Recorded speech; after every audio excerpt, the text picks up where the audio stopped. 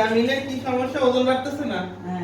শুনেন, ওজন আমরা বুঝবো কিভাবে যে নবজাতক বাচ্চার ওজন ঠিকমতো বাড়ছে কিনা, এটা আমরা কিভাবে বুঝবো? বা ও বাড়তেছে কিনা ঠিক মতো, লম্বা হচ্ছে কিনা, বা ও আগের থেকে ভালো কিনা, এটা বুঝবো কিভাবে? এটা হলো একটা নিয়ম আছে।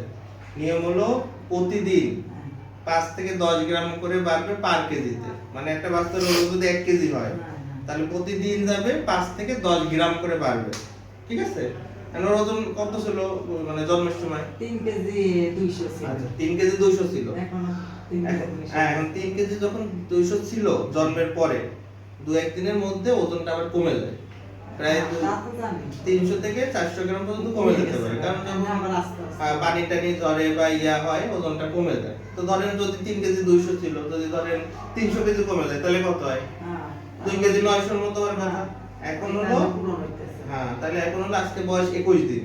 তাহলে ওর হলো প্রতিদিন যেটা বললাম 5 থেকে 10 গ্রাম করে বাড়বে। তাহলে তো ধরেন কমে যায় হয়েছিল কত? 2 কেজি 900 ধরেন। ঠিক আছে? বা 2 কেজি 800 ধরেন।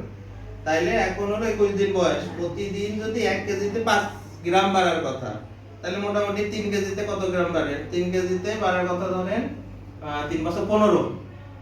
ঠিক আছে? 3 কেজিতে 15 গ্রাম পার দিনে, মানে একদিনে বাড়বে 15 গ্রাম। ওজন তাহলে মানে দিন গেছে কত? 21 দিন। তাহলে 21 গুণন হলো 15, তাহলে প্রায় 300 গ্রামের মতো আসে। তাহলে সেই হিসেবে 3 কেজি 200 গ্রামই হয়। তার মানে ওজন ঠিক মতো বাড়তেছে। তাহলে কোনো ঝামেলা নেই।